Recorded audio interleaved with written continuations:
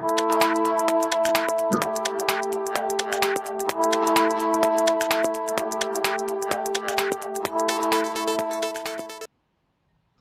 moneymakers, welcome back to another edition of Taking Stock Live, election edition, tropical storm Raphael edition, all the things that are going on, school from home, work from home edition. Rain can't stop this reggae jam, and neither can Trump or Harris. I know. To be honest, we did consider it. We were like, should we even have Taking Stock tonight? But I knew that my OGs would be here with us. And even if you can't watch live, I know that a lot of you are going to watch later on after the election drama is over, because a lot of people are going to be up tonight checking in because it is such a tight race. But things are still happening locally, despite what is happening internationally. We still have markets to run, business is still happening. The show must go on. So we are here for another episode of Taking Stock. This is our 244th episode. Give it up for that. Woo! Episode 244. So it's been almost 2 years since Apex Radiology did their IPO, and we never got a chance to talk to them when they were doing their IPO. I think it's like since we started the show, this is the only company that we have not interviewed when they were launching their IPO. So we have to make up for that, and we're going to be speaking to them later on in the show. But first, let me know what part of Jamaica or what part of the world you are joining us from. Are you safe? Are you dry? Here in Mandeville, it is raining off and on. The storm has been storming all day. It's finally easing up now. We're experiencing the outer bands of Tropical Storm Raphael now. And so for those of you elsewhere, keep safe, keep dry. Now here's a look at what's coming up in tonight's show, followed by what's hot in business. And of course, come on, let's get this money. On this episode of Taking Stock, Apex Radiology made the bold step of going public in 2022. Has it paid off? And what has the company been up to since then? Are dividends coming soon? Executive Director and CEO Kisha Anderson joins us. And the analysts weigh in on the latest market developments. The U.S. presidential election ends tonight. How will a Harris or Trump win affect the markets? We'll discuss. Fayval Williams has been appointed as Jamaica's new Minister of Finance and the Public Service. Williams succeeds Dr. Nigel Clark, who's taking up a position as Deputy Managing Director at the International Monetary Fund, IMF.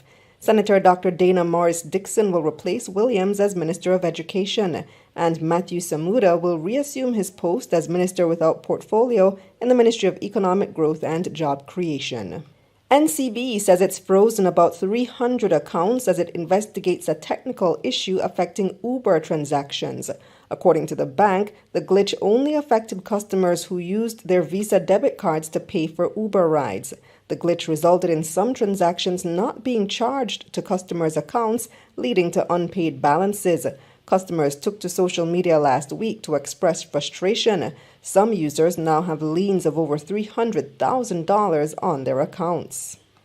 Scotiabank Trinidad and Tobago says it's slashing the U.S. spending limit on its credit cards as the country continues to battle a forex crisis. The bank said that effective December 1, the maximum U.S. dollar spending limit per month on its Aero MasterCard Black Card will be reduced to $5,000 US.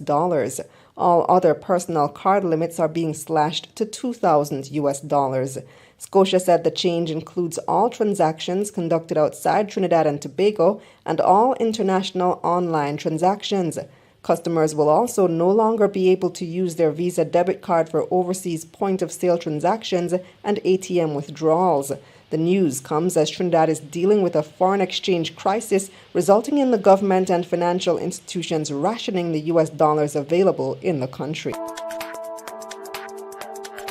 Now, the next thing that you need to know that the banks probably aren't telling you is that you can negotiate pretty much everything about your loan. Now, usually when you go in for a loan, most people just accept what the bank tells them. They say, okay, we're offering you this loan and it is 8% interest for 5 years, and you are going to repay $250 every month and sign here. And you, like a fool, you just sign, right? Because that's what the bank says that you should do, and you want the loan, so you just sign. That is not the right way to do it, especially if you know your credit. Because banks want your business, especially if you are a good borrower and you have a good credit history. Banks are going to fight for your business. And so that means that you are in a strong position to negotiate every single aspect of that loan.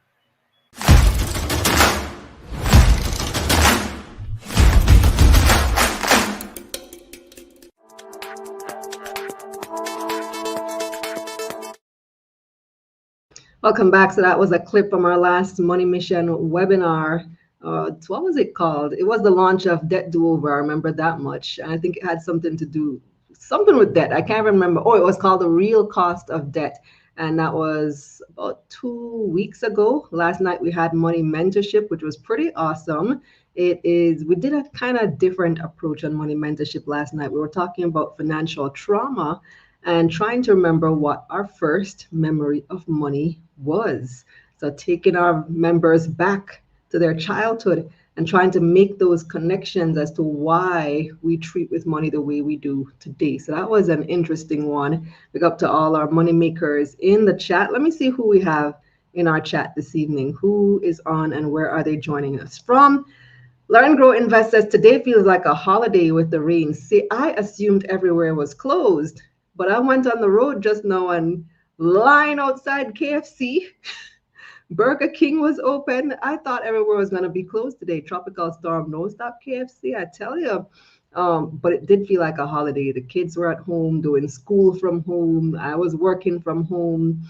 Somewhat of a holiday. Raquel said, yes, it does. And she's saying good night to the money makers. Nano Sense says, not even the U.S. presidential race can't stop the chase, can't stop the show. Checking in from far, far away. We've got Colette checking in from Kingston. Sean saying, bless up, big day in the USA. Orville, day upon the ark. Carry me with you now, Orville. Let's see, who else do we have? Nicholas saying good night, hoping everyone is dry. We have Jadea all the way in North Carolina. We got Patrick in Kingston, Doheny Park to be exact. Javon saying good night, rain or shine, it's money time. I like that. Life Roots is joining us from Montego Bay. Humble Boss checking in from the grill. Nicholas, letting you guys know that you missed a great session last night. Join the community and watch the replay. Thanks for the big up, Nicholas. Ashton checking in from the Sunshine City. Is it sunshiny today, Ashton? Because it seems like the whole of Jamaica on the weather today. I don't want to imagine what the reports are going to be like tomorrow. The flash floods, the roads mash up. You know how it goes. But the one thing I am grateful for, internet held up pretty well. Because, we tend to have dry weather internet. And electricity as well. Our electricity stayed on. We didn't have any issues, at least not here where I am. So we have internet, we have electricity. Sean says KFC and Burger King are essential services. What do you mean? Must stay open. Omni joining us from Jacaranda Homes in Spanish Town. Who else we have? Roswell says her Wi-Fi is down. Sorry to hear, Roswell. Where are you, by the way? Where's your Wi-Fi? Maybe Digicel or Flo can come link you up. And we also have Mira saying good night all the way from Trinidad and Tobago. Great to have you on, Mira. Appreciate it. And we have Richard saying, let's get this money. Awesome. All right, let's get into tonight's show because, like I mentioned, Apex Radiology is a company that's been listed now on the stock exchange for about 2 years, but we never did get an opportunity to speak to them during the IPO run. So let me welcome our guest today, Kisha. Hi, Kalila. Hi, Moneymakers. Thanks for having me.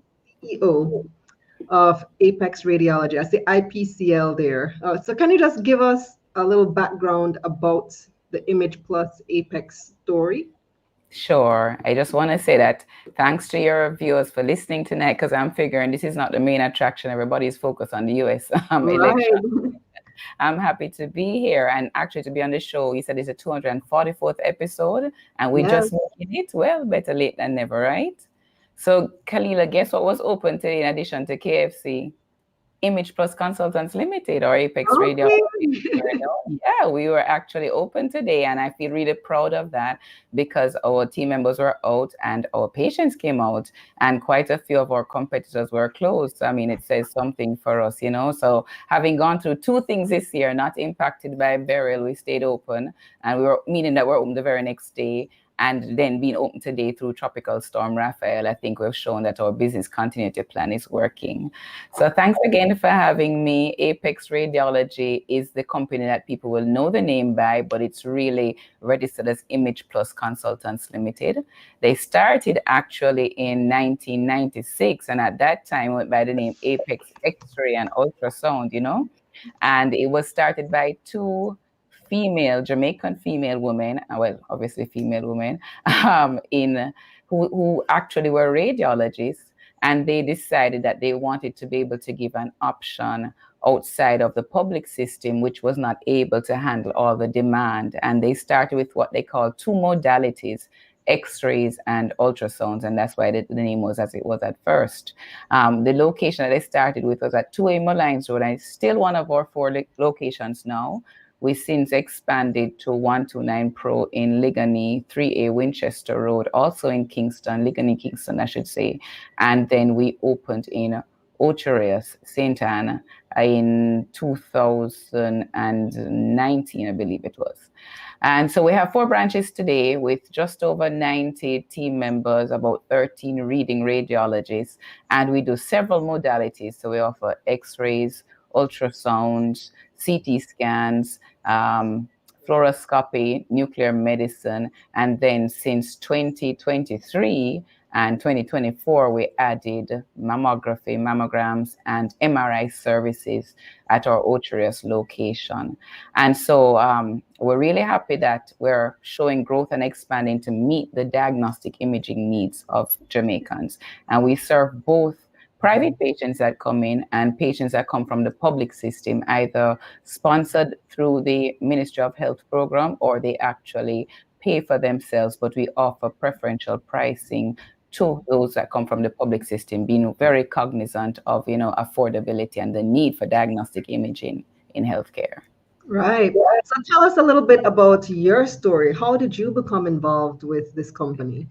Okay, so prior to Image Plus, I was at the GMB group since 1996, yeah, 23 years.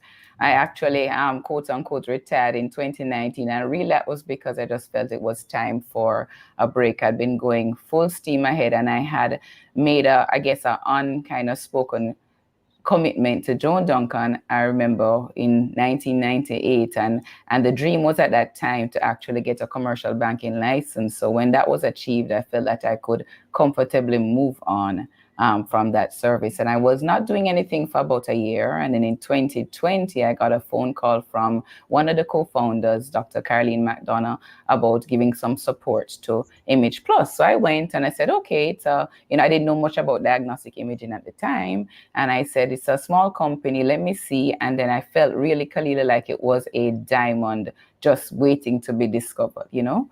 And so I started with them in 2020 and I am here today. I think in the time frame, what I'm proud about is the level of revenue that they have grown by and the fact that we actually listed and we have a good track record of accountability and governance since being a public entity on the junior market. And our results, I think, are showing that we're committed to a long-term sustainable growth path so that we can, one, provide healthcare services through diagnostic imaging in Jamaica, but two, give a good return to our shareholders over time, because this is a stock that I feel very confident is going to continue to provide good returns to our shareholders and value to them in their overall portfolio. Right. So what sets you apart from other companies that are competitors? Because you also have like Elite Yeah. Diagnostic, which is one of your competitors, also listed on the stock exchange. What Yes. makes Apex special? All right. So I think what makes us special is, well, Let me say four things that come to my mind immediately. The first thing is our people, the level of commitment to patient care, not only by our customer service team, but by our team of radiographers, as it takes that do most of the studies, and our radiologists who read the studies. Very often we hear, because we have radiologists who are very accessible and on the ground, if a patient, they're doing an examination on a patient and the patient wants some discourse about what's happening, the radiologists can be there to speak to them, and they're also very accessible to their doctors on the telephone to give real-time results and help, sometimes in critical decision-making moments for their patient care. The second thing I would say is that because we have 4 locations, you'll find a lot of the diagnostic imaging centers may have 1 or maybe 2. There are only about, I think, 3 other providers that have more than 1 location. The third thing is that we have several modalities, and we also have redundancy in the modalities. So if for example, one of our pieces of equipment goes down, more than likely, for the more popular modalities, it can be accessed through another location of Image Plus consultants. And then the quality of our reporting, bar none, I feel very, very proud to say that both in the public and the private sector, the doctors speak about the details and the quality of our reporting that gives them good insight and information in what's happening with their patients so that they can then take the action towards immediate care. So I think that's what sets us really apart. Well, I'm getting some testimonials from our viewers. Learn, Grow, Invest says, I get great service from IPCL. Excellent track record. Never missed an earnings call for your shareholders. And Nicholas says, that's nice growth over the years. So speaking of that growth, you guys did your IPO at the very end of 2022 and listed at the start of 2023, which was a tricky time. And Very tricky time because the market had just taken a hit from COVID.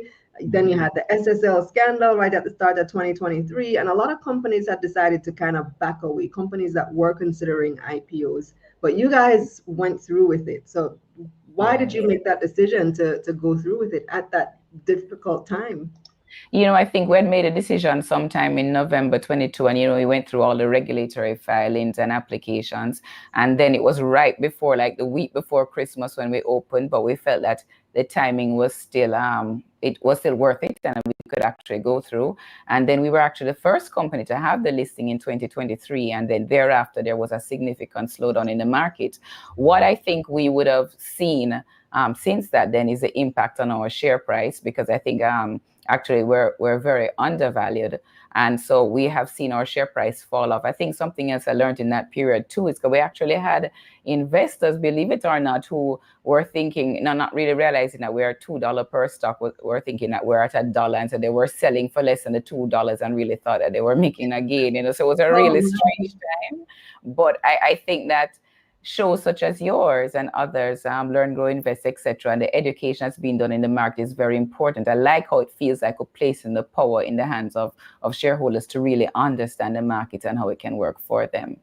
But since then, I think even though we've seen what we've seen, the market being slightly depressed, etc., I think that when you're buying stock, you have some stock in your portfolio that you said this is a stock for the future. I believe our stock is one such. So even though the timing might not have been perfect, I think that we're going to see the return to our shareholders in the future. So how did you use the funds that you raised from that IPO? Okay, so at the time we were going to launch 2 new modalities, MRI and mammographies. To this point, we were only associated with MRI through a 30% stakeholding we had in Winchester MRI. So we'd have gotten kind of exposure and experience with that modality. We thought it was important to launch MRI in the St. Anne area because there are not many providers of that service there. And by having it in Otrus, where we are, we actually serve St. Mary, all the way into Portland. We actually serve as far as Montego Bay, because as I said, sometimes in this market, diagnostic imaging equipment actually goes down. And so if a company doesn't have redundancy, they need to send their patients to somewhere else. So we said we're going to build out MRI. And we also thought, because of the importance of breast cancer screening, we already offered breast ultrasounds, but coupled with that, it was important to do mammograms. And we thought to introduce that both in Kingston at our Malines Road flagship original location and our Otrius location. And so it was to actually buy into those modalities, but at the same time, we realized that we wanted permanence of a permanent home for our head office location in Kingston.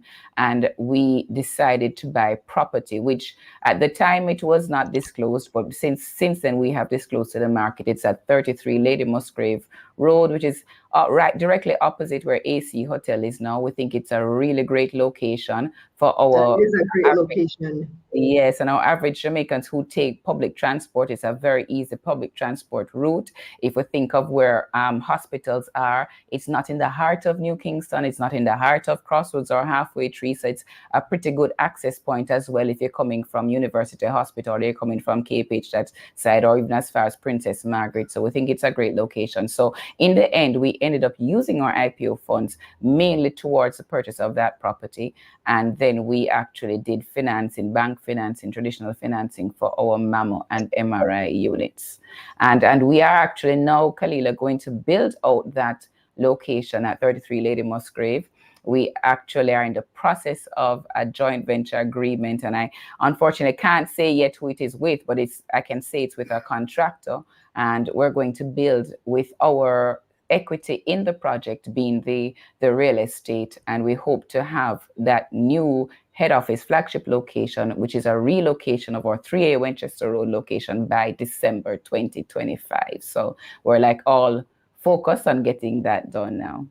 Ooh, okay, that sounds exciting. And you Yeah, know, yeah. the funny thing with investors is you guys make these announcements, and for some reason, people don't believe that it's real until they see it open.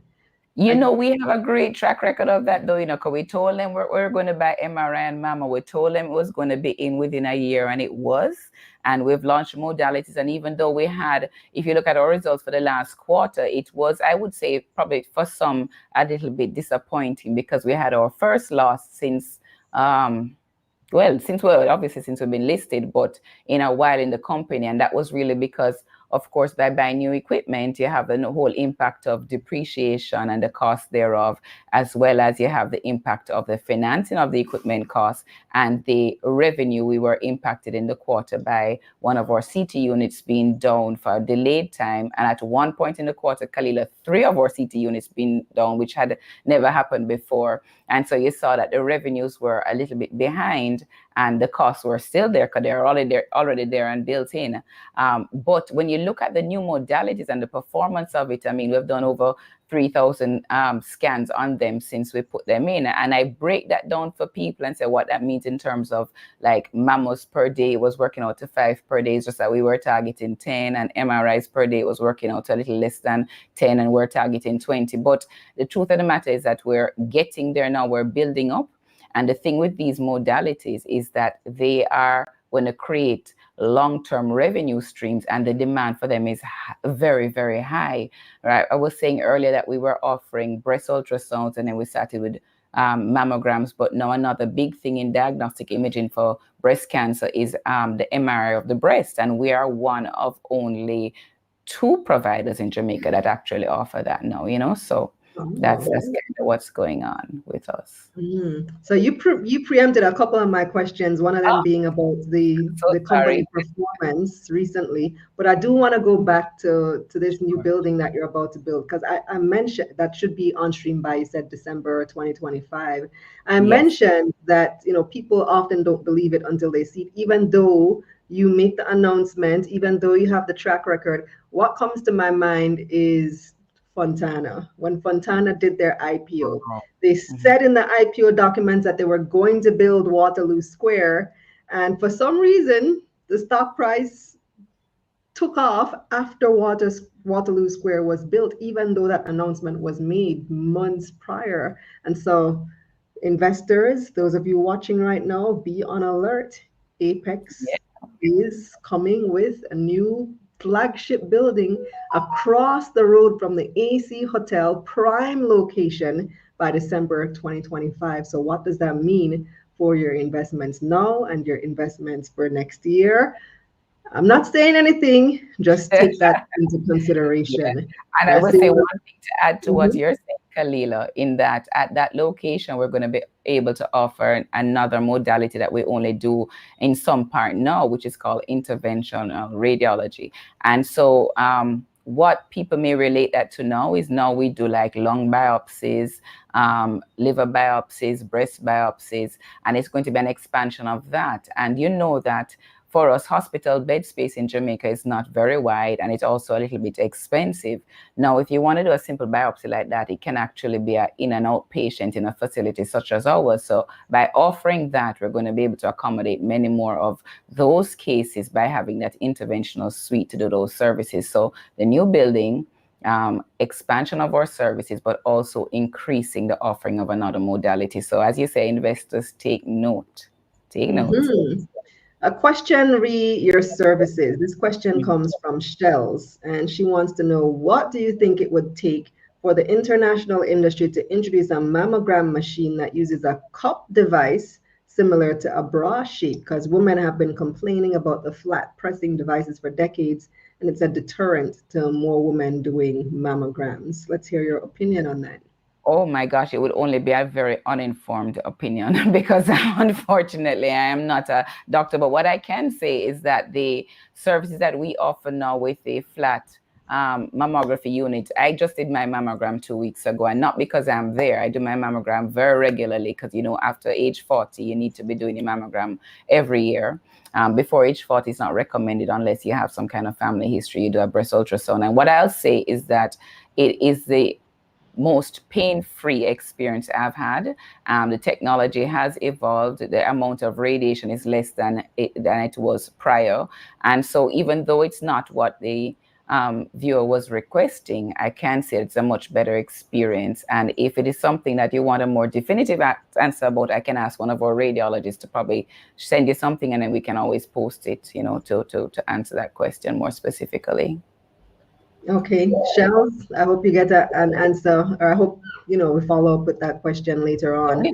So let's go back to the numbers because you started touching on it. According to the Q2 results, the revenues for the second quarter were down by about 3% compared to the second quarter in the same year. And then you also have net profits for the 6 months was also down quite a bit. So you mentioned some of the reasons why, but what are you doing to turn it around? Okay. All right. So the main thing that happened was the fact that, okay, well, let me take one step back. I'll say that when you put in a new modality, as we did the MRI and the mammo, it would take some time to get the return on that investment, as I'm sure all the money makers would understand. So what we were relying on is a steady buildup of those modalities, as well as the existing modalities remaining available and consistent. The challenge we had is that CT, which is the largest revenue earner per scan for us, was down at 3 locations at one time, which has never happened. I was explaining on another platform that sometimes down is a misleading word. You think it's actually like something that's broken, but in essence, it was replacement of something called a tube for the CT, which I guess the part I'd make it akin to is kind of like the battery in your car. And so after a while, the extensive usage of it means that it has to be replaced. And unfortunately, it has to be diagnosed, and then you obtain the part from the supply, the manufacturer of the unit, and it comes with a warranty, but they start the warranty from the point that they dispense the part to you. So the CT, it took a little time, logistic nightmares to get those tubes into the island. And when it came, for one of the units, it actually, the part was defective. And so it was an extended downtime of like over 4 weeks.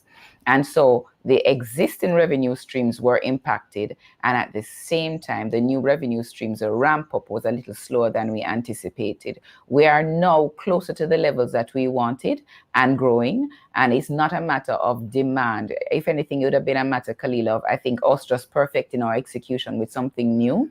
And our CTs are also back in operation in 2 of our locations. At our 129 Pro branch, we decided not to actually put that unit back into production because last year in 2023 we were impacted with replacing several of those parts. But to ensure that we keep our volumes up, what we've done is extend our opening hours at our Winchester Road location in Kingston, so that we do now Monday to Sunday on demand, and we do all services to ensure that the same way even though it's one location,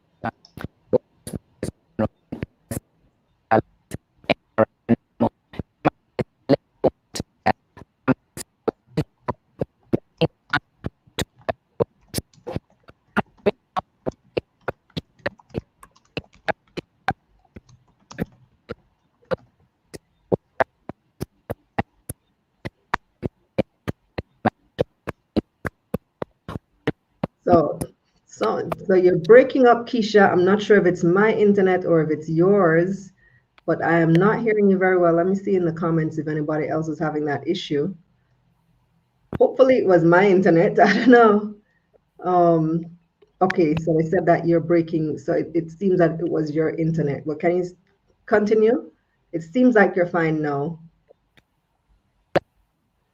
Oh, the audio is still breaking up.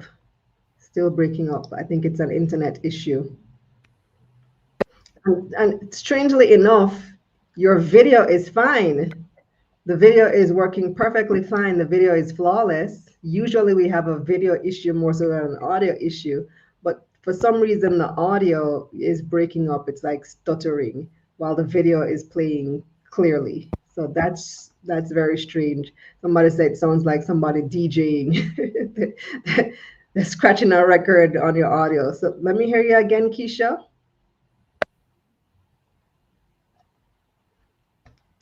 Still gone. I don't know. So here's what we're gonna do. Let us take a break and let's run our segments. We'll run market recap and we'll see if we can sort out that issue with Keisha.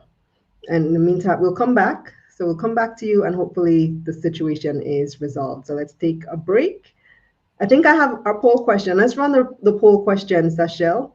So here's our poll question for this evening. It has nothing to do with Apex Radiology. It has everything to do with the Uber situation. How do you feel about NCB back charging Uber customers for free rides? You know, this was a big question last week, a big topic of debate last week. Some people were just running up the rides. So here are your options. A, NCB should have spotted it earlier. B, the customers took advantage. Of course, they're going to do that. They have an opportunity, they're going to take it. C, this is Uber's fault. D, other, leave a comment. So how do you feel about NCB back charging Uber customers for these free rides? A, NCB should have spotted it earlier. B, customers took advantage. C, this is Uber's fault. D, other, leave a comment.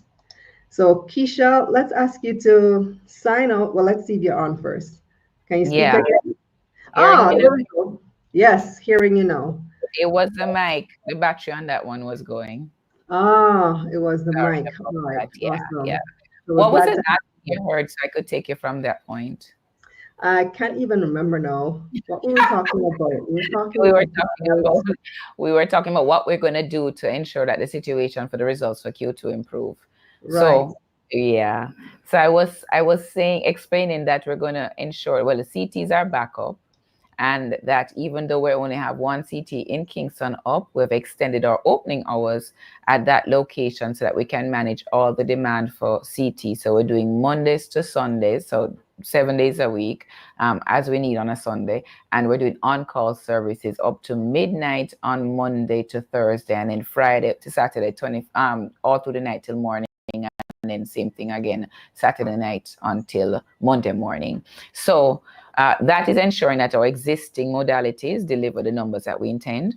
And then for the new modalities, we are where we anticipated to be at this point for MRI, and Mammo is getting there in Ocherius. Kingston is still a little bit behind because the market is a little bit more competitive. And what you find with Mammo, Kalila, which is, I guess, I don't know if it's education or just kind of demand, but everybody's very active about doing their Mammo in October, November, December. We also partner with some overseas groups. So we do Mammos that they pay for Jamaicans who can't afford for January and February. But, you know, from February down, we realize it's a little slower. So we have to do a good job at educating people that, you know, Mammo, you don't wait until only breast cancer awareness month to Right. do it. Yeah. Year But round. as a result of that, we're seeing our revenues go back. You know, in 2023, we hit the $1 billion mark, and I guess it's no turning back from that. And so as our scan numbers grow, then our revenue numbers will grow, and we will return to the results that our investors and shareholders are accustomed to seeing. Let me take a few questions from the audience. Philip wants to Sure. know if doctors' offices for rent will be at the LMR location. So there will be, we were going to be using with the joint venture partner, we're going to be using at least 2 of the floors, and there are going to be 2 other floors that will be available for rent. I can't say how far the partner has gotten to, because a part of the transaction is that they will be responsible for those 2 floors, because what we're putting into it, as I said, is our investment in the property, and we're going to get our thing fully owned by us and delivered to us completely outfitted, fit for Okay. our purpose. Next question comes from Ryan. With the share price now below the $2 IPO price, how do you assure shareholders that they will see increased value within the next 12 months? Yeah. So I think that for the shareholders, you get value 2 ways, as you know. One is the share price. And I think right now the entire market is down, but even though I'm not giving investment advice, but just because of my knowledge thereof, we know that as interest rates start to go down, then money will move to the equity market, as I think we shall see, and the market should improve in the next 12 months or so. But again, it's not investment advice. And then I think the other way shareholders look for value is in the dividend and the payments. We have made dividend payments, even though quite conservatively in the last round, because if you think about it as an investor, we are ensuring that this company has sustainable revenue streams going forward. The other thing that we're doing is we're actually looking at opportunities to consolidate the market. So we're in the discussion with 2 potential other entities that we are doing due diligence with a view towards acquiring, so we can consolidate, see an uptick in our revenues with not, of course, a commensurate uptick in our costs, so that through that inorganic growth, you will also see value. So I would say the share price over time, dividends, though the dividend payment maybe in the last one, they'll say it's a little bit conservative, as we really are investing for the future growth. But if you look at our balance sheet, you will see that we're in good standing in terms of funds that we could actually pay over as a dividend once our board feels comfortable that we're on the right path to be able to make that dividend payment. Okay. Looking forward to that, of course. Lanezra says, I see downtime in machines, one of the major problems facing your types of companies. What measures will you put in place to mitigate such in the future? Okay, so what we're going to explore for the CT tube issue, because that's the main thing that's really impacted us. You don't find in the other modalities you have a significant downtime. But what we're going to explore, remember I said before, like a car battery, you buy it when you need it, and then you get a warranty for that part. We actually are going to explore with the manufacturer whether or not, based on the storage conditions being okay, we can actually have a storage of at least 1 tube per machine on site, so we don't have to have any downtime from waiting on the part to get to us. So we're working on that. I can't guarantee what the response will be, because as I said, it's important on a part like that. Those parts, Kalila, cost like 50 to 60,000 US. For one, you want to ensure that your warranty remains in case something like what happened in August, the part came and it was defective and has to be sent back. They can honor the warranty. So we're going to work through that. It's going to be probably something new, not necessarily done very often. Overseas where the parts are, they don't have to think about that. They can get it in a day or 2. It's us that have to wait on these things to be sent to us, that have to come up with some creative ways of ensuring that we have them on demand. So that's what we're working on. Redundancy is the other way. And as I said, it was kind of strange in August that we had all of them down at the same time, because normally with the redundancy of having more than 1 unit available at a time, then you would just switch over and do extended hours like what we're doing now. So, we'll also look at that at the new location, having redundancy in CT, which is a more on-demand modality. Okay. So do you guys have any plans to expand to other parishes and maybe even outside Jamaica? All right. So I would say for the other parishes, the acquisitions that we're looking at, it would actually afford us that. So that's something that we hope by the end of our financial year, which is in February next year, we'll be able to kind of make some announcement. We hope it goes in that direction. As it relates to outside of Jamaica, there is an opportunity for us, even not necessarily by going, but by offering the services specific to, like right now, we have quite a few patients that come to us from Turks and Caicos, that come to us from the Cayman Islands, and that come to us from Trinidad and Tobago. So that is something that we can probably promote more in terms of how we set up those packages. But we already have a decent amount of patients that are referred to us from those countries. Okay. So they come to Jamaica to get the service. They do. They do. In our nuclear medicine, in particular, or interventional procedures that I spoke to earlier, but they do because one, it may not be offered like in Cayman, Turks and Caicos, or two, the cost of it here in Jamaica. So the whole concept of medical tourism, which we haven't fully explored as a strategic opportunity, but there is something there. But if I were to choose the priority based on what the board has guided us along, we're actually looking to build out the modalities we've implemented to explore that inorganic growth to give us that immediate uptick in profitability, and then it would be to look at the medical tourism opportunities. All right. Well, thanks for joining us so much, Kisha. Anything else that you'd like to share with our viewers before you leave? I think it's just like what you'd say, let's make that money, Kalila. I think we are a stock to watch and to look out. As you said, sometimes announcements are made and we don't see an impact in the price or the kind of belief until the thing happens. I think that our shareholders and the investing public in Jamaica should actually just look out for the steady changes or build out of our plans each quarter, and really look at us as a stock to watch. And we're really, really committed to the quality of the services that we provide. And we believe that in so doing, we're going to build long-term sustainable shareholder value. So thank you for having me, and I look forward to coming back. So this is episode 240, maybe by 7, right? All right. Thanks so much, Kisha. Great having you. We're going to take our break now since we already gave you the poll question. But for those of you who maybe joined late, didn't hear it, here's your poll question. How do you feel about NCB back charging Uber customers for free rides? A, NCB should have spotted the issue earlier. B, can't blame the customers for taking advantage. C, this is Uber's fault. D, other, leave a comment. So you can comment here in the chat or take the poll on the community section of our YouTube channel or over on Twitter. Up next, you've got your market recap, and the analysts are standing by.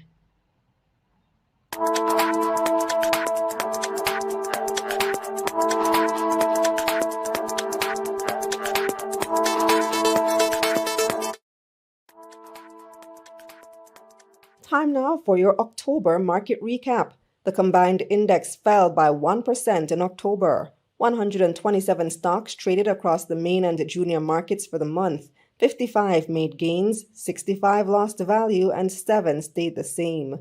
460 million shares changed hands on the Jamaican dollar market, valued at $3.4 billion. Now let's see who had October's biggest gains. Elite Diagnostic was up 32% to open November at $2.28. JMMB 5.5% FRUSD CR preference shares climbed 25% to start the month at $2.05 US. And Proven was October's third biggest gainer. The stock was up almost 23% to start the month at $20.07. On the losing side now, Key Insurance was last month's biggest loser. It's down 21% to open the new month at $2.33. ISP Finance lost $4.45 to open the new month at $17.58. And Cygnus Real Estate Finance USD fell almost 17% to open November at 5 cents US. Over on the Trinidad and Tobago Stock Exchange, the composite index lost 18 points, or about 2% in October. Massey was the most traded stock of the month. It gained 5 cents to open October at $3.60 TT. Trinidad Cement was the TTSE's biggest gainer, up 7%. It opened the new month at $2.79 TT. On the losing side, LJ Williams was the month's biggest loser, down 30%. Over in the U.S., the Dow Jones lost about 1% in October, while the S&P 500 and the Nasdaq were mostly flat. Motorists scored some wins at the pumps last month. Gas prices fell $2.93. Meanwhile, the cost of regular diesel fell by 50 cents, and low-sulfur diesel got 68 cents cheaper. In foreign exchange, overall, the Jamaican dollar lost 33 cents against the U.S. dollar in October, closing the month at an average $159.14 to 1 US. However, the JMD strengthened against the Canadian dollar, pound, and euro. It gained 29 cents on the Canadian, $5.25 on the pound, and $3.06 on the euro.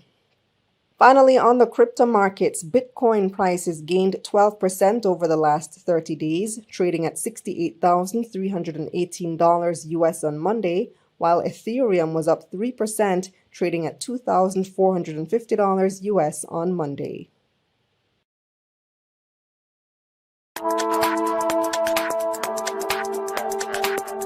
Debt do-over is for anyone struggling with debt, especially high-interest debt like credit cards and payday loans. In this course, I'll show you how to make a plan to pay off those debts in as little as 12 months or less. Use my debt repayment calculator to predict your upcoming interest and take control of your payments.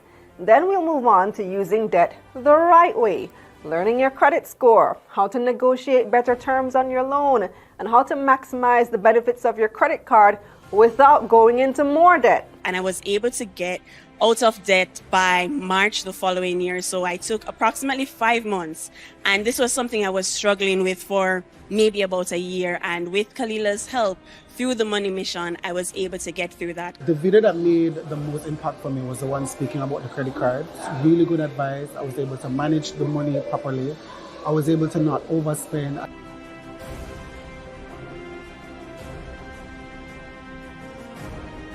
So, are you ready to accept the mission? Click the button below to get started.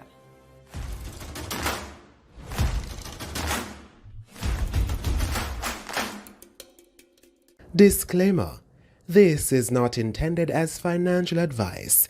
Please consult a licensed financial advisor before making investment decisions.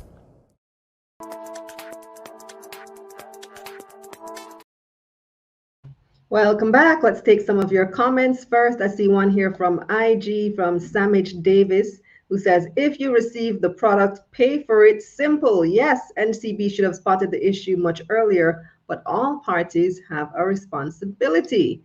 I agree, Sammy. Yeah, I mean, especially for people who knew, because there were people who knew and simply just took advantage of the situation because they figure it's free money, but things don't work that way. Let's see who else we have. We had a couple other comments as well. Raquel says B and D, they must pay. Orville says all of the above. So NCB should have spotted it sooner. It's also Uber's fault. And the scam, not the scammers, the customers who took advantage. Yeah, all of the above. As you guys know, there is an election happening. The election results are streaming in. The last I checked, I saw Donald Trump at 99 electoral votes, while Harris was at 27.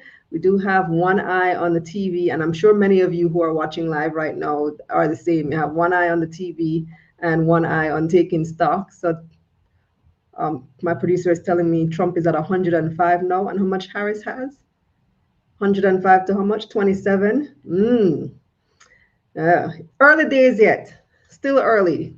I'm sure they haven't counted her her strong seats yet, but I know right after the show we're gonna just jump on over to election watch and see what's gonna happen. But speaking of the U.S. general election, our analyst for tonight is the founder of Wealth Watch, JA, Julian Morrison. Welcome back, Julian.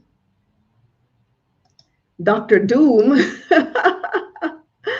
Okay, and we're talking tonight about how a Harris or Trump win will affect the markets. Well, first of all, what's up with that subtitle there? Dr. Doom, what's that about, Julian? You were there. You know the story. You know the backstory. When I used to talk about inflation, people were saying that I just talk about doom and gloom on the market. But it's not about doom and gloom. It's just about what the data is saying. The data is saying that Mm. we're going to see rocky seas. Then that's what it is. I'm not here to sell a dream. So yeah, I mean, you remember what happened online? There's a whole crowd that label me as doom and gloom. So I kind of just took it on, and it's a half joke. Okay, Yeah. okay. Well, I hope that's not what we're talking about tonight. What does it look like for, give us both scenarios. So if Trump wins, what does this mean for the market?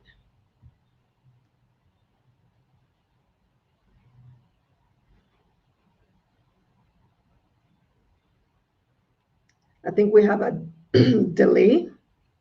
Well, a Trump victory would mean that would mean a couple of things. It's quite loaded. So it would mean a lot of tariffs, and it would mean a far more aggressive stance in terms of geopolitics. As we know, many of the US's enemies are actually the aggressors now. So, for instance, there's Iran, there's Russia, there's China. BRICS has gained a lot of momentum. So many of the opponents to the US, politically speaking, geopolitically speaking, have gained a lot of ground in the last couple of years because um, President Biden has not taken a strong position in terms of geopolitics relative to other presidents like Bush, for argument's sake. So, to give background, we could see an about turn where that is concerned as it relates to Trump. So, I'm expecting the US to either begin armed conflict with some of these states or enter proxy battles or come close to that. So, there should be a lot more tension where that is concerned. Also, beyond that, you're talking about tariffs because tariffs go back into the whole geopolitical argument because tariffs are really a form of weaponization. It's about weaponizing resources. And there's a big push to drive manufacturing onshore in the US. But what will also happen is that in replacing cheap manufacturing in China, we could have a lot more cheap manufacturing taking place in Mexico because of NAFTA, the North American Agreement. So we could see Mexico booming as it relates to the country being a free trade partner with the US more so than today. So that would benefit Mexico's economy significantly. Um, Also, we can expect a far more aggressive push as it relates to capitalism in general, specifically libertarian policies. So policies that are more that are friendly to politics, friendly to the billionaires and economic elite, and not as much to the middle class. Wait, hold on, just a second. Yeah, the dogs are out tonight, and we just had Orville commenting that the M16 them quiet tonight, but because the weather upon them, but it's something troubling them just now. They calm down a little bit. Julian, so you're pointing out, all right, markets typically react well to Republicans, conservatives, and also to a potential Trump presidency. But you also mentioned the Trump tariff, that 30% import duty that he is proposing to impose on imports from certain countries, which would raise prices and could have an inflationary effect. So, what are the markets? How are they feeling about that proposed Trump tariff? Well, I don't think the market is looking at it from an inflationary lens, but more so from an earning standpoint. So, how does big pharma and big oil and the big banks, how do those lobby groups or economic blocs benefit from Trump policies? And the net benefit should be, well, again, we have to consider both sides of the coin. So there will, in fact, be a significant inflationary impact from those tariffs. But along with that, because Trump is known to be more business friendly, especially within the context of taxes, um, labor relations, etc., he tends to rule in favor of these large corporations. And from that standpoint, it is seen as something that is more likely to drive earnings performance and to be more investor friendly than a regime that might be under Harris, because Harris has spoken about increasing capital gains tax, for argument's sake, which is not good for US investors. And we all know that the Democratic Party has been more conscious as it relates to labor relations, having fair wages, etc., which hurts the bottom line of many of these large corporations. So, in summary, Trump is seen as having a policy package that is more business friendly and that is always going to drive the market. And it's really about earnings and what is the net effect. So, it's not inflation or earnings, it is earnings net of inflation. But more importantly, I think that the next decade, from a political standpoint, is going to be very different than the previous decade because what we're seeing is a regime change. So, for example, the way people vote, the reason people vote, the attitude towards immigrants, a lot of that is evolving for argument's sake. And also, there's a huge debate about BRICS and where BRICS fits into the whole geopolitical discussion. There's one camp that says that BRICS is not a threat and BRICS cannot threaten the the US dollar. Let's put it in simple terms. But I don't think the intention is really to eradicate the use of the US dollar.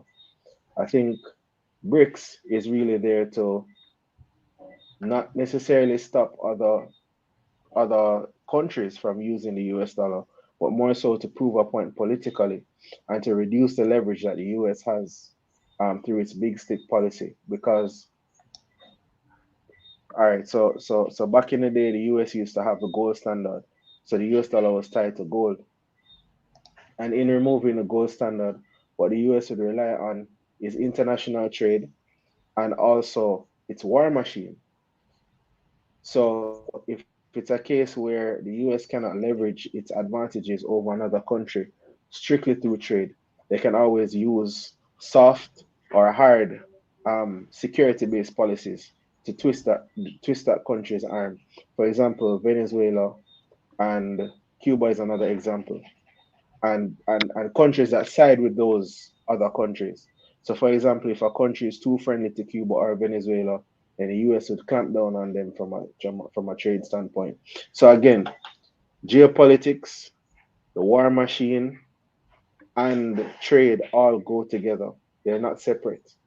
And I'm just thinking that we're going to see far more tension now because it's been the first in a long time that so many of the US's enemies have gained so much momentum. I'm surprised that Ukraine hasn't fallen like full on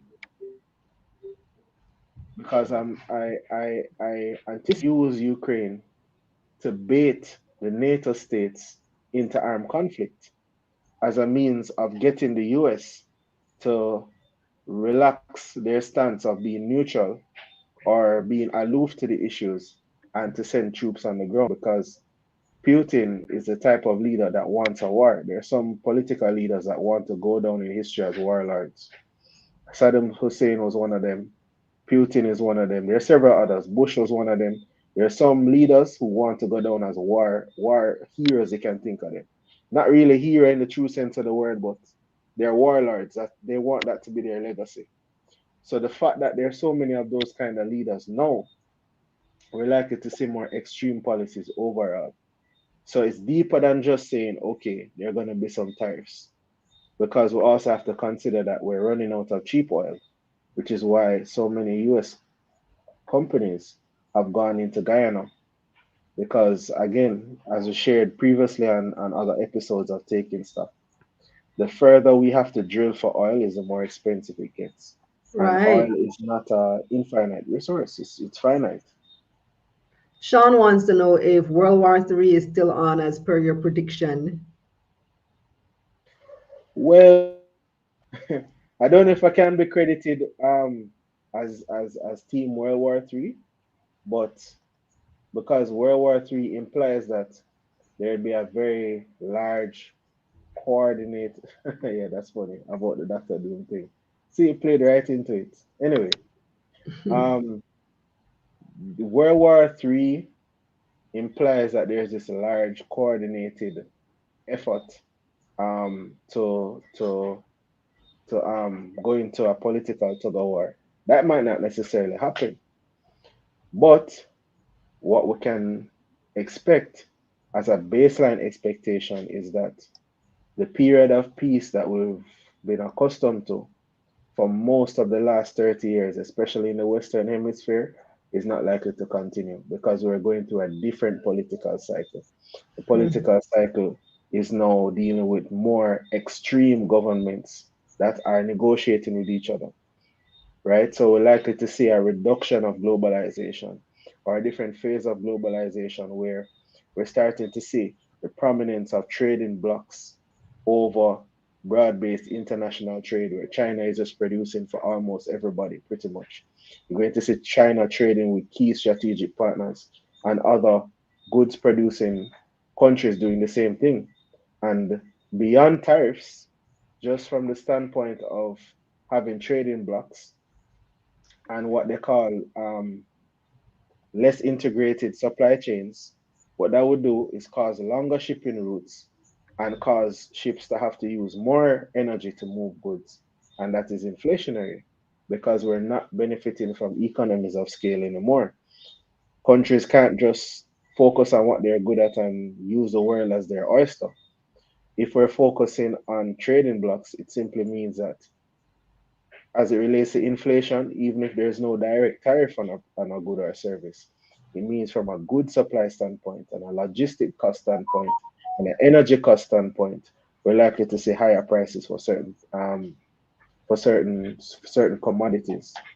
So I think this is a good opportunity for investors to lean into commodities, especially countries and companies that sell and produce commodities.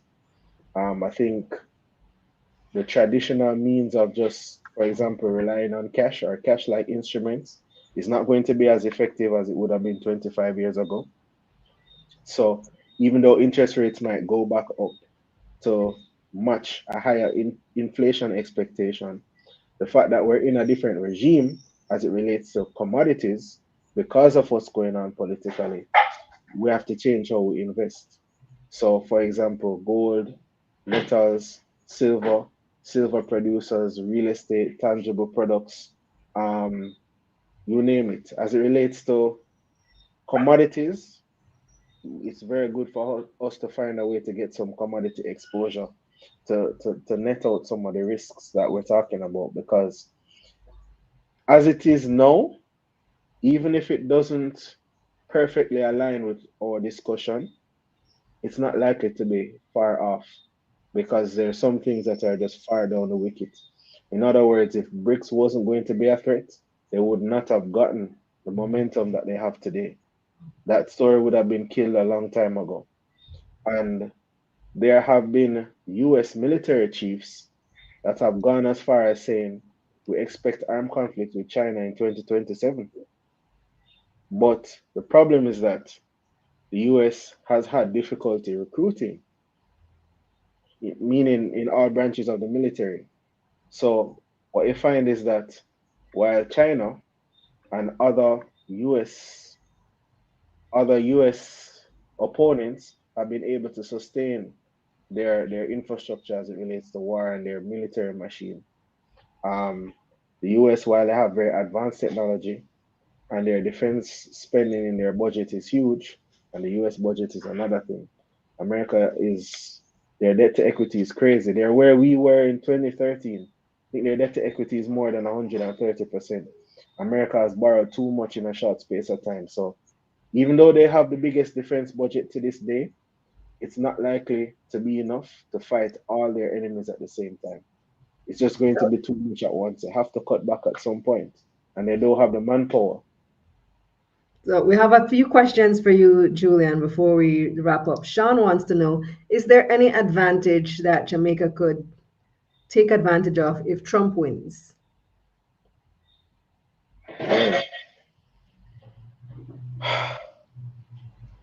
If Trump wins, it's very likely that many Jamaicans will come back home, and meaning from overseas.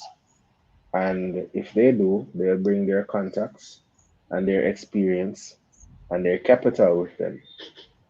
And what that might do is one, make the job market more competitive, but it might increase labor productivity because it can reduce that huge gap that was originally created by brain drain and create what is called brain gain, meaning that there's an increase in the technical base of the labor force. Are those the Jamaicans that would be coming back home though? Yeah, That yeah. sounds shady. Some You of them think would it's have the been working educated for. Jamaicans that will be coming back home? Yeah, for sure. That they'll be a part of the mix. And then those persons, they have a very huge multiplier effect because of how far $1 can stretch, much less tens of thousands of US dollars that you would have saved up. Because, for instance, there are many persons who are they're frustrated. Their careers have not played out the way they expected it to. Inflation in the US has been far higher than they originally expected. There are many quote unquote successful Jamaicans overseas who want to come home because of aging parents and they're tired of the US system. They grew up as conservative. American laws have been more and more liberal. They want to raise their children with traditional values.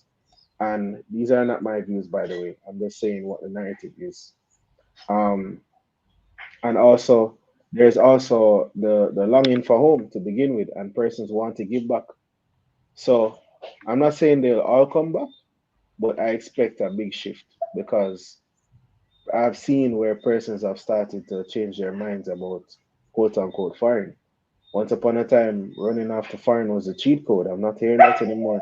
There are many persons saying, look, it's not it's not what it shaped up to be. But Trump might be that last straw to break the camel's back as it relates to persons coming back, and that can cause brain gain. So that might drive up labor productivity. That might be better for Jamaican businesses because per capita income may rise because you are now catering to a different demographic of persons.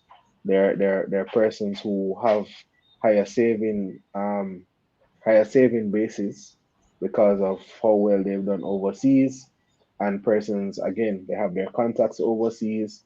There are more persons who might be starting businesses because they'll have the savings to actually start something for themselves, etc., etc., etc., etc., etc. Because what we're suffering from now is really it's not a crisis, but it's a challenge related to human capital. We have a Mm. human capital issue. You mentioned earlier investing in commodities being the way to go in the coming years. Nicholas wants to know, how do we get to invest in gold here? Well, you could you could start a US investment account with a trading platform like Schwab or I'm trying to remember the name, but Interactive Brokers. Sorry, Interactive Brokers. I have Interactive Brokers, so you can use that as a Jamaican. You can open an Interactive Brokers account and you can invest in companies that sell gold, or what you can do is invest in an exchange traded fund that holds gold based assets. So it's a fund that is built by an investment company overseas and they charge a management fee. It's just a managed portfolio, but the theme of that portfolio is gold or whichever commodity you choose. But there are ETFs that are tied to different commodities. So those are two options. You can go direct or you can go indirect. Indirect, you buy some gold mining stocks. There are also persons who might be into options trading as a third avenue. But sometimes options trading has high minimum capital requirements, meaning that you might have to invest higher sums to be able to absorb the risk of trading options. And that might not be the best avenue for someone who is not experienced. Options trading can be very risky. So maybe the gold ETF would be one option. But I only gave gold as an example. I'm just saying that the money being the US dollar in this conversation is likely to lose value at a faster rate in the next 10 years than it has in the last 10 years. That's the point I'm really making. And the Mm. only thing we can do about that is to buy hard assets, and hard assets include commodities, um, property and property linked investments, etc., etc., etc. Mm. So finally, Julian, we never did touch on what a potential Harris victory could look like for the economy. She seems to be stacking her coins in the corner of building up small businesses. So what would that look like should we have a Democratic President Harris in the White House? Well, that's good because from the standpoint of creating jobs, if there are if there are more small businesses that are able to pay fairer wages and still get by, then that's good from a labor standpoint. So it means that persons meaning persons who are working in the US, they would have a deeper labor market to operate in and they can self-actualize. So that's good from a standard of living standpoint. But as it relates to business overall, some of the policies she has put forward are not necessarily business friendly. For example, the capital gains tax.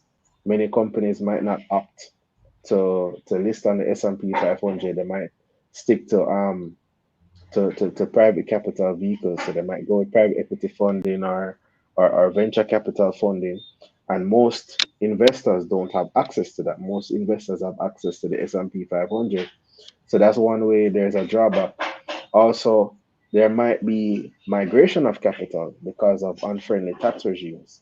So what you might find is many of the large US companies might seek to domicile businesses outside of the US um, to a greater extent than they would have done already, because that happens already, but it might increase the prevalence of that um, and create a budgetary issue for the US.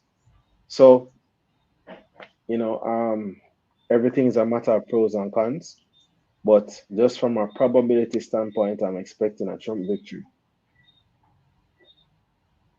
Okay, well, Julian is making his predictions. We'll see in a few hours.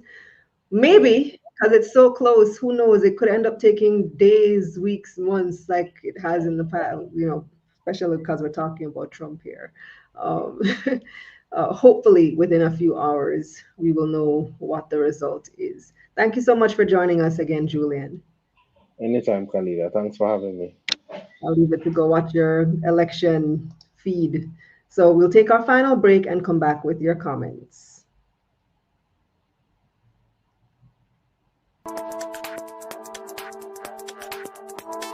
So, you've been supporting Taking Stock on my content all over social media for the past 5 years, and I can't thank you enough. Money Media has grown from just me in my living room with a cell phone to a full production team. And guess what? It takes time and money to bring you the quality show that you expect week after week. And we need your help to keep it going another 5 or even 50 years. Support us by subscribing to our Patreon at patreon.com/Kalila Ray. The link is in the description. Come back to me just sudden stuff. All right, so before we go, let's take some of your final comments. Let me see what we have here. Philip commenting on the early segment. Keep up the enviable investor relations, commenting to APEC. Other listed companies need to learn the lesson. Lanezra says, the way Kisha speaks sounds like she could be a good politician. She's very on the ball with her responses for sure. Shell said, Kisha is from JMB. She knows how to run a business, a profitable business. Raquel reminding you guys to like up the video. And let me remind you as well, hit the like button if you haven't done it just yet. Nicholas saying, definitely don't store too many parts, referring to Apex. Let the supplier store the part and have an SLA in place with them so they stock the part and manage the risk. Lanesra commenting on the US markets and potential Trump or Harris win. We need the stock market to move back up. Can't bother with the bag of tension and inflation. Sean saying he agrees with Julian. I'm hearing and seeing more and more Jamaicans overseas wanting to come home. And then Roger, I assume is a Jamaican living overseas, says, I can't wait. Sorry, I agree, can't wait to come home. Nicholas thanking Julian for the information. Marl said, illegal immigrants from South America are the issue. Most Jamaicans in the States are successful. South America, Mexico, Caribbean as well. Immigration, Haiti is another one that they don't like to have them in the US. Lanesra says illegal immigrants will be the ones coming back. Learn, Grow, Invest says we certainly know Elon wants Trump to win. We know that for a fact. And Nicola says Dr. Doom strikes again. LOL. I've been saying the same thing too, though I hope the Democrats win. It seems against all odds. I wouldn't say all odds, Nicholas. Um, the odds seem pretty even based on the last time I checked, but then I don't know what's happened in the past hour since we've been on air. Seems to be leaning a bit more Republican so far. But we shall see. We shall see. Let me leave you guys to your election watch. I know you probably have one eye on Taking Stock and one eye on CNN or whatever your preferred platform is right now. So I am definitely going to go head over to election watch as well to see who will emerge victorious tonight. Election watch 2024. That's our show for tonight. Thank you so much for joining us. Hit up the Patreon, please. We need your support. Go to patreon.com/Kalila Ray. We need you to help us stay on for another 5 years, another 10 years, another 50 years in the making for Taking Stock. Patreon.com/Kalila Ray. And for all those of you who have donated already, I appreciate you, man. Enough love. Oops. Enough love coming from the heart. Appreciate you all the time. That's it for tonight. Thanks so much to our hardworking production team, led by the one and only Lady Sechelle Williams. I'm Kalila Reynolds saying, let's get this money. Until next time.